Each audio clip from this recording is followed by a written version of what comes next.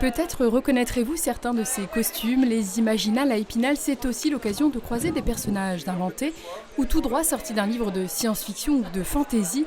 Les visiteurs ne sont jamais à court d'imagination et ici on croise principalement des passionnés de la littérature de l'imaginaire. J'y vais pour l'instant tous les ans depuis 5 ans. Et donc j'essaye tous les ans d'avoir un costume différent, voire tous les jours en fait un petit peu pour égayer le festival. Et c'est vrai que ça fait partie du folklore ici, quoi. C'est une rencontre, un rituel. Il y a énormément d'auteurs qui sont extrêmement sympas. Il y a une proximité avec les auteurs. Donc quand c'est des littératures qu'on aime, vraiment c'est très enrichissant. Qu'est-ce qu'on aime de retrouver aux Imaginales? Des gens avec des valeurs humaines, beaucoup de diversité, beaucoup de rencontres, beaucoup de partage. Beaucoup de sujets intéressants en table ronde. Moi, c'est la deuxième fois que je viens ici, donc je suis déjà allé il y a quelques années. J'adore ça, j'adore lire aussi, donc c'est pour ça que je viens. Costumé aussi, Geoffrey n'est pas venu en visiteur. Il avait 11 ans quand il a commencé à écrire et réfléchir à son premier roman. Aujourd'hui, il en a 24, il est l'auteur de 3 trilogies et s'est lancé dans un projet plus ambitieux, celui d'une saga de 7 tomes, le premier, Le Réveil d'Anthropia. Il s'agit d'une quête épique dans un monde médiéval que j'ai entièrement inventé et cartographié, qui s'appelle Alchimia. Ce monde, après une longue période de paix, va être menacé par le retour d'un prince démon qui avait été enfermé depuis 3000 ans.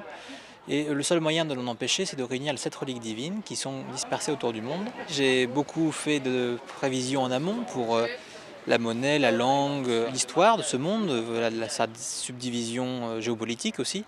Donc j'ai un très gros travail de préparation, mais c'est du plaisir avant tout. Les Imaginales, c'est aussi ça, permettre à de jeunes auteurs de se faire connaître et d'échanger sur ce métier passion qui est très souvent une activité secondaire, un festival qui fait office de tremplin pour certains. C'est quelque chose que j'attendais depuis longtemps, parce que les Imaginales, c'est quand même un gros événement.